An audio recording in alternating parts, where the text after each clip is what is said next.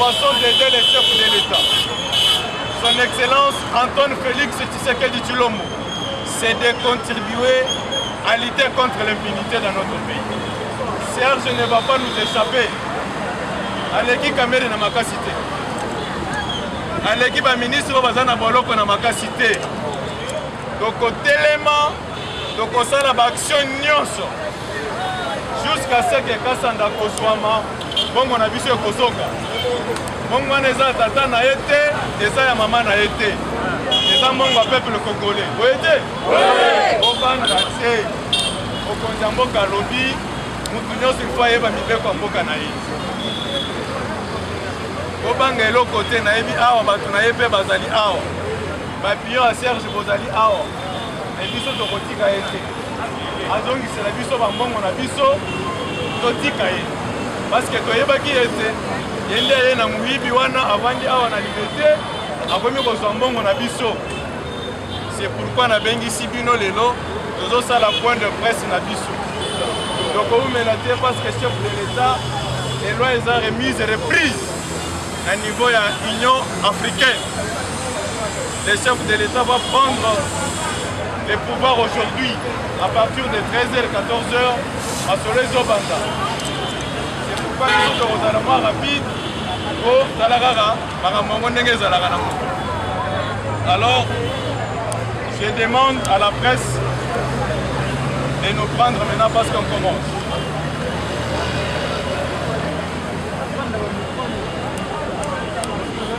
Messieurs de la presse, bonjour. Bienvenue à ce lieu qui n'est pas si propice, mais circonstanciel. Je profite de cette occasion, au nom de la belle génération sans impunité, dont je suis le coordonnateur national, pour vous souhaiter le meilleur vœu et vous dire merci d'être là.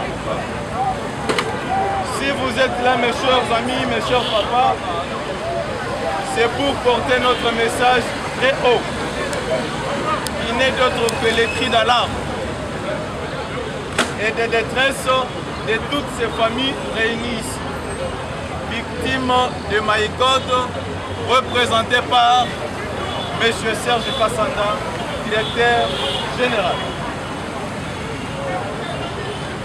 Pour une petite histoire, c'est depuis 2019, précisément au mois de novembre, la dite société va organiser une opération de collecte de fonds au vu et au su de tout le monde, auprès du peuple congolais, et l'opération consistait à investir les capitaux en vue de récupérer avec un taux d'intérêt de 2 à 3% par jour selon les packages en ayant 80 jours.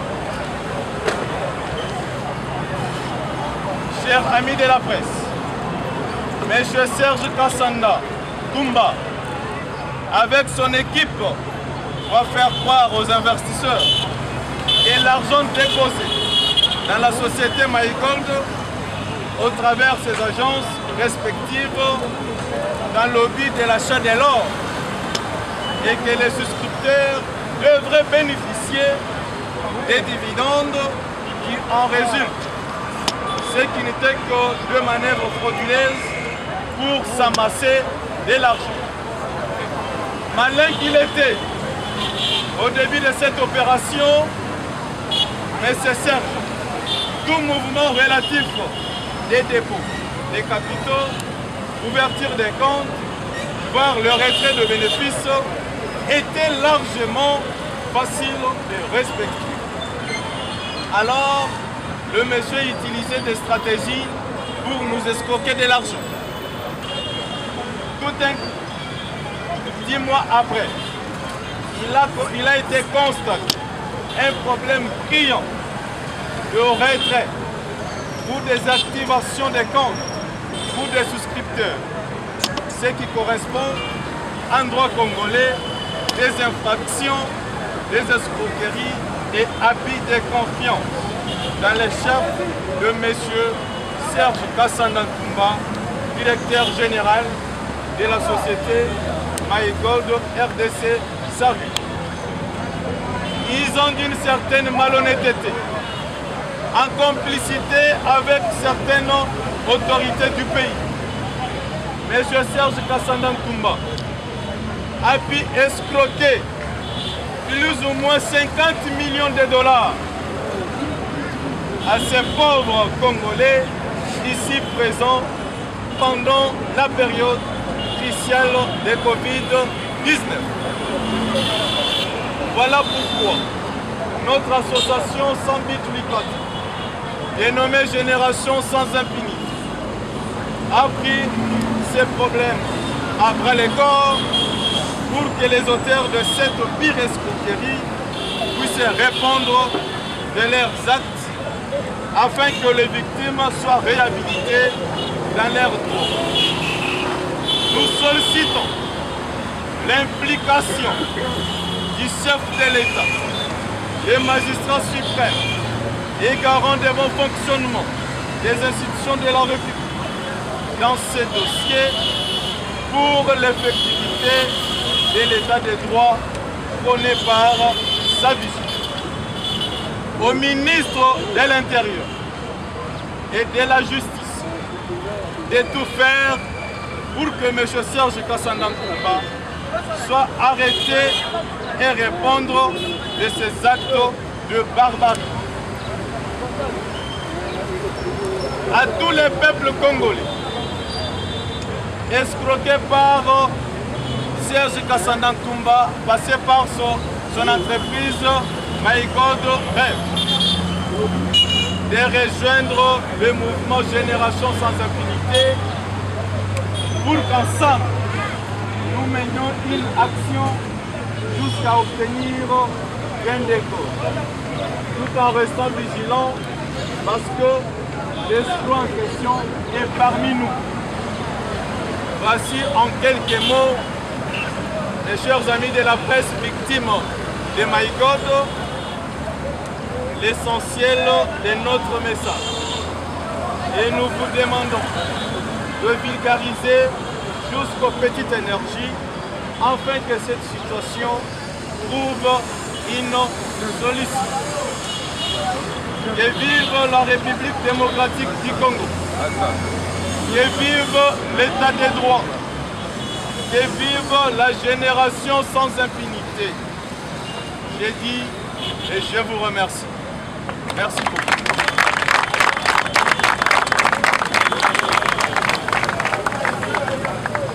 Alors, mes chers parents, mes chères victimes de MyGold, nous allons passer la parole à la presse. La presse pourra nous poser quelques questions. Et après ces questions, nous allons autoriser aussi à la presse de prendre des déclarations ya ba mama oyo na ba papa oyo bazali victime na kati ya escroquerie oyo ya Serge Kassanda Ntoumba. Merci beaucoup. La question est la suivante, Maître Oscar. Aujourd'hui, vous nourrissez ce public ici, vous nourrissez cette population en espoir. Mais qu'est-ce que vous avez déjà fait jusque-là? Parce que nous sommes déjà à la deuxième ou troisième séance des conférences de presse comme ça où vous réunissez les gens. Qu'est-ce que vous avez déjà fait jusque-là et qu'est-ce que vous comptez faire dans l'avenir? La procédure sera comment? Est-ce que ça ne fera pas seulement nourrir cette population d'espoir? Soutenons comme nous le faisons maintenant là et après ça va se volatiliser comme la fumée. C'est ça. Merci. Donc j'aimerais savoir quelle sera la procédure. Nous commençons pour en finir, pour arriver. Merci mon frère Isaac. Vous avez dit quelle chaîne là? La RTVH. Nous avons commencé cette procédure, mon frère. C'est pour que cette population puisse récupérer l'argent. Et nous confirmons devant la presse réunie ici que Tokotika et Loko était jusqu'à ce que ma maman va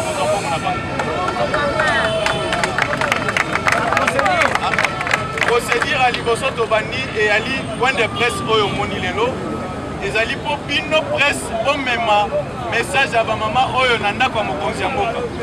Parce que mokonzi ya mboka alobaki que je vais rendre les Congolais des millionnaires en passant par la monnaie électronique. Et c'est comme ça, M. Serge a profité de ce discours du chef de l'État pour escroquer ma maman. Biso tobengisi bino pour comprendre et pour expliquer à chef de l'État que non, il y a un peuple qui a été escroqué à cause de votre discours. Et à part ça, la semaine prochaine, nous allons déposer notre plainte en bonne et due forme avec toutes ces victimes au niveau des instances judiciaires compétentes. Et après cela, nous allons préparer une marche de revendications avec ces victimes.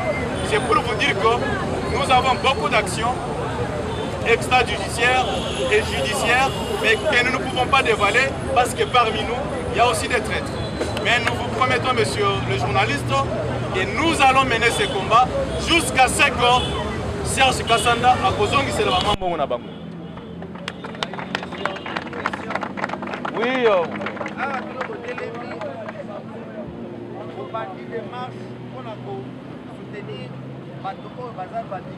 Oui. Oui.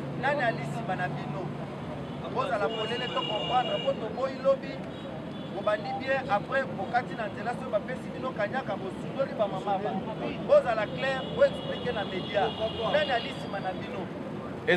papa. Merci beaucoup. Simanabiso, tozali d'abord na Nzambe. Après Nzambe, tozali na ba victime et ba peuple na biso. Ce qui Kanyak ezalaki pour l'information na yo Kanyak yaki déjà. Mais tobo yango. Tolobi il faut tolobe la peuple. Tozali sima ya chef de l'État. Chef de l'État lobby fini la corruption dans ce pays. Fini les détournements. Fini l'escroquerie. Mon frère journaliste de Tokomi Wapi, nous vous garantissons ceci. Tokotika peuple oyote. Génération sans impunité. Asbel oyo tozana kati. Tokote le jusqu'à ce que ba mama oyo. Jour bakozwa mbongo. Eza gloire na bisote. Mais c'est pour l'intérêt de notre pays. C'est pour l'intérêt de notre nation. Bato bazo kufa lelo na dossier My God ozomona. Mabale ezo kufa. Papa mususu na tonga na mweni papa wasali AVC. Tokotika te mon frère. Kanyaka ta soki eye tokozwa ngote mais ici eye tosi toboyango. Merci beaucoup. Oui maman. Merci beaucoup. 10e rue télévision. Ouais. Oui.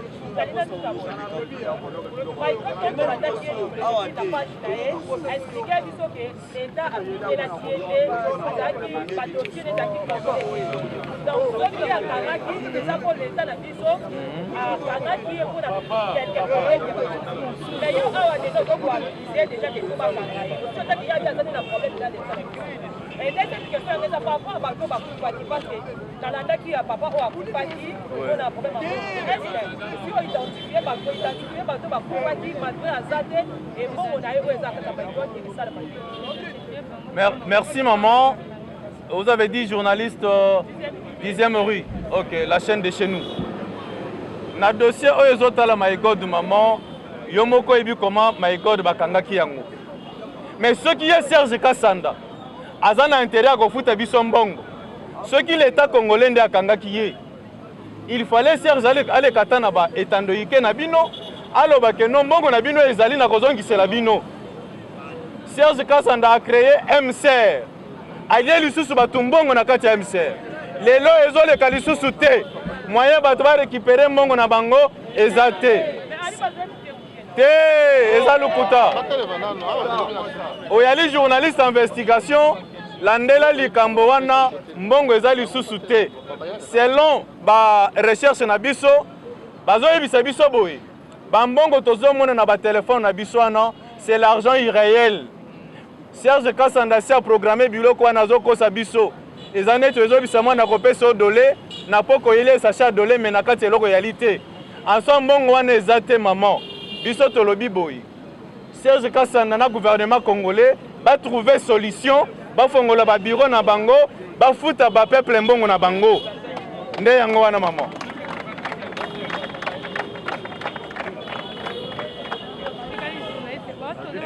Oui. Oui, attends.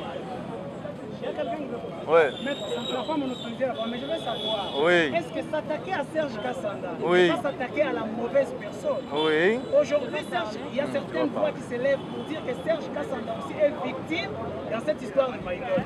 Est-ce qu'attaquer Serge Kassanda ne serait pas s'attaquer à la mauvaise personne? Ça, c'est la première question. La deuxième question, vous ne trouvez pas que vous devez plus vous attaquer à l'État congolais qui a donné les documents à ceux qui sont venus escroquer la population congolaise? Merci beaucoup.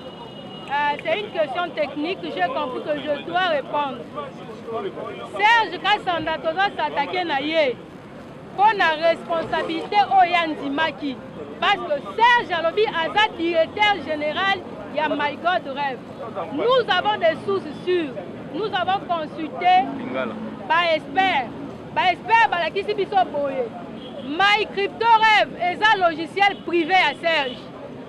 Ba maman oyo baza awa na ngai toza na expérience wana ba jour mbongo ezalaka te na 16e rue okomona connexion ezoleka te soki aza na programme ya kopesa bato mbongo te a bloqué connexion signifie que eza babiloko moko oyo azotélécommandé. Les gens qui savent trader avec la monnaie savent qu'il y a des trades pour exercice à monnaie réelle et des trades à monnaie apparente. Donc, babiloko tout aux hommes na téléphone à biso. Et ça, ma programmation, ça n'existe pas. Mukolo My Crypto International, et ça na logo mususu. Na imprimé en hôtel na lingana la kisabino aw. My Crypto International, ti lelo elo sa ba retrait. My Crypto Rêve wana, et ça logiciel privé à Serge. Et ça, ma manœuvre à Salaki pour escroquer la population congolaise. Biso na ba maman tomoni clair, yango tolobi. Je parle au nom de toutes les mamans qui sont ici. Biso ba maman, Mobutu akena na pouvoir, toyebi histoire. Nous allons partir avec lui jusqu'à la fin. Simba mon biso et Kobina. Nous sommes en droit de société. My God Rêve, c'est une société oyo azui RCCM na administration ya mboka na biso. Mutu azali ko engager société wana ezali monsieur Serge Kassanda Kumba qui est directeur général. Loko la société ezali na lopoto babengaka personne morale. Ba acte o société ezali ko poser ba o faut pas la responsabiliser na yango sur tous les plans ezali nde ba animateur na yango. Donc tokoki kolanda My God Rêve te parce qu'azali personne morale. Et c'est un peu l'année animateur na yango bato bazali ko engager à la personne de Serge Kassanda. Question mususu otuni pourquoi tolandi l'état congolais pour le col yene mutapesi Serge Bamikanda. L'état congolais a souki na responsabilité va une responsabilité administrative. Il a se limiter qu'à travers le service na ye o ba bengi guichet unique qui est d'ailleurs sous le titre de ministère il y a petites et moyennes entreprises asili ko octroyer la possibilité d'ouvrir le service na ye. Mais Serge Kassanda asila ibe ko autorisation te pour amika ko sa opération na nyoso wana.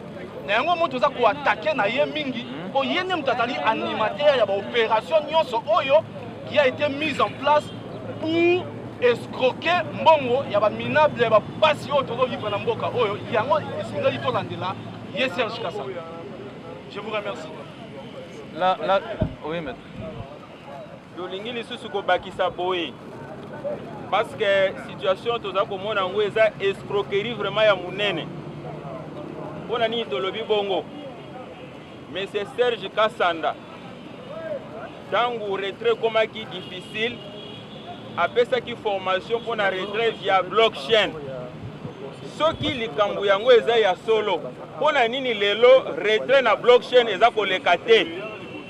Pona kolakisa ke ndenge bandeko na nga balobi eza ye moko aza ko gérer situation nyonso bitine ezalaki kaka a escroquer population mobimba oyo ya RDC ya Kinshasa surtout yango wana koma escroquer azwi mbongo ebele yango eseli ke akende na manœuvre na ye aluka kokima mpona nini tolobi bongo eza na bato ebele oyo batie bambongo ebele kutu bakonti na bango ezalaki activé te mais mpona nini te afungoli service na ye po azongisela bato wana bambongo nyonso wana c'est mpona kolakisa ke ye moko abongisaki escroquerie oyo azobata masima ya bakonzi ke no bablokaki ye me tokoki koloba lisusu boye soki awa bapekisi ye mbongo mpo azwa mbongo mpona nini te parceke eza mone électronique wana okoki kozwa ngo na bapays mosusu mpona nini te aleki à travers bapays mosusu wana parceke eza facile lelo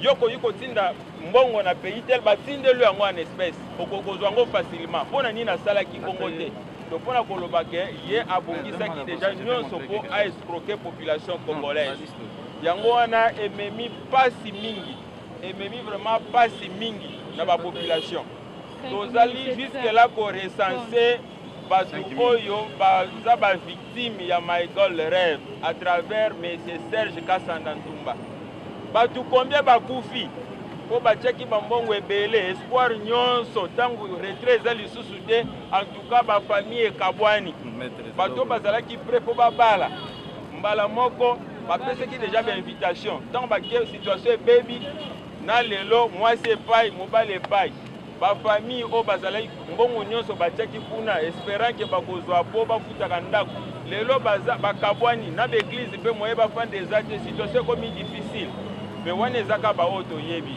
boni bakufi boni lelo bapike crise ya ba AVC donc moye totangela bino nyonso wana te parce que basituation eza ebele toza kokontinue korecense recensement ezokontinue toza kozwa kaka bavictime baza ebele yango wana tolobi ke biso génération sans impunité tozomema likambo ntina suka ndenge tobengisi bino bo eza mpo bakonzi nyonso bayokaki en tout cas biso tose mobiliser derrière bavictime oyo nyonso tokokende na bainstance nyonso tokosaisir baautorité nyonso mpo ete bato oyo nyonso bomoni bavictime oyo barendre bango na badroit na bango bazongisela bango bambongo na bango nyonso baescroquer mosusu awuti mutuna ya journaliste nalandaki par rapport a baoyo bakufi oui toza na likambo moko esalamaki mobali atiaki $80,000 me moto atiaki makelele po akende kotya mbongo wana eza mwasi na ye ntango amoni ke esalami bongo bakobandela susu vi wapi bakosuka wapi mobali abomi mwasi ye moko amoni ke ngai nabomi deja mwasi sikoyo ngai nakotikala kosala nini ameli poison akufi me oui baza bavictime tokotala mbongo wana ekozonga toza kolite mpo ezonga bafamille ne bakozala bakozwa yango parce que bazali en vie. Merci beaucoup. Alors bapapa na bamama alingaki nayebisa bino boye eloko ezoboma biso eza kobanga Serge n'est pas du tout grave nde bazokosa bino wana nayebiki aza na bato na ye na bareseau sociaux bayo bazobebisa morale na bino bazokosa bino ke non mbongo wana ezalaki l'argent en ligne tozoloba boye MCR na MGR ezalaki bacompte privé ya Serge eza neti compte na yo ya MPSA bambongo nyonso biso tokotisa eza epa na ye il faut botya eloko wana na mutu Serge asali eloko wana na ba informaticien na ye avandisi bango basali eloko wana basali programmation mbongo ebanda compter du lundi au vendredi mbongo wana etikana okende poto te ono Maigol ezalaka na États-Unis ezalaka te o Maigol ezalaka na France ezalaka te soki boza na bandeko na France botinda bango soki boza na bandeko na États-Unis botinda bango borwana eza te ezali moyibi ya ye moko asali yango na Kisasa awa na ndenge tozoloba awa Serge atikala kovoyage te azaka na Kisasa awa mikolo ezoya tokobelela bino moto akomona Serge abeta ye te me akangela biso ye aya ye na parquet nalobi mikolo ezoya awa eza makambo Etienne Tshisekedi aloba moto akomona Kabila abeta ye te amema ye ti awa tokofuta ye ngai nalobi obeta ye te me bomemi Serge ti na la police bazwi ye bobetela na maboko mpona bino moko. Dans un état de droit, il faut savoir revendiquer ses droits. Botika biloko tosambeli mwa mingi. Il faut tosenga mbongo na biso. Ba prophète balobi pe mwa mingi. Cette fois-ci, il faut tosenga mbongo na biso. Serge azongisa mbongo na biso. A part wana eloko mususu ezate. soki alobi ete ono babénéfice eleki ebele apesa ata bakapitaux na biso wana boye te alors tokolala te lelo peuple nde aza na pouvoir so tolingi tosala marche awa policier aza te parce que policier mpe aza escroqué na makambo oyo bagénéraux baza escroqué na Serge badepute bazobenga biso butu na moi c'est-à-dire bapaster kutu toloba te c'est-à-dire moto akotelemela biso aza te nazosenga bino bozala na détermination. Rossi Mukendi avait dit un jour avant sa mort, les peuples gagnent toujours. Et nous allons gagner. Nous allons récupérer notre argent. Vouloir ou pas, attention qui Serge Abomingaï, mais à cause de sa binoté. Parce que Lumumba Koufa, mais Lelo Lumumba Zakaka. Etienne Tshisekedi a Koufa, mais Bissoba Etienne Ototelemi. Donc, on dit que le dossier jusqu'à ce que les messieurs a confouté Bissombongo. En tout cas, il faut respecter le chef de l'État. Il y a une permanence, il y a un parti présidentiel. Pouvoir des Abisso. Encore, il y a un solo. Est-ce que le surtout Bisso à côté. Vous comprenez? C'est pourquoi je vous dis qu'en côté. Donc, on a des langots qui n'ont pas bon. Serge a refoutu en bon. Alors, pour nous ça, nous allons continuer à identifier les victimes de MyGold. Nous avons dit que nous avons fait mais nous avons parce que les victimes sont au Congo. Les victimes sont chef de l'État. Ceux qui ont identifié la liste est awa. Les gens sont des victimes. Pour tous, ils sont awa. Pas moins de 10 000 personnes. Mais balobi 10 000 personnes, ils ont 1%. Batu baza ebele. Nous allons continuer à identifier jusqu'au le vendredi. Parce que vendredi, tu reçois la action. Il y a mounen et lissus koleka ol. Mais moyen to loba, les athées. Pour y épaiser, j'accose à la haut. Azapé mouta grave, tu as petit moko à 35 ans. Moi, je suis alors, petit wana, il faut que Sambon. Les journalistes veulent que ces images. Serge Petit wana, Rosongi Sambon. Parce qu'apparemment, c'est grave. Na Congo, Serge ne représente rien. Kamer qui était plus grand à Zana Boloko. Le ministre, la mine, na Boloko. Mais à plus forte que moi, nous avons Kambista, on a limité. Mais soyons sérieux quand même. Ces messieurs vont nous payer de l'argent.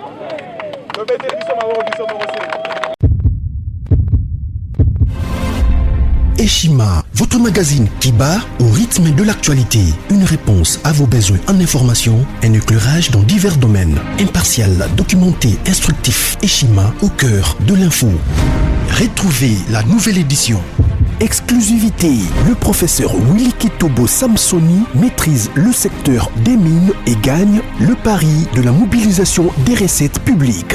Désormais membre de Cobalt Action Partnership, le ministère congolais des Mines a abattu un grand travail dans sa sphère.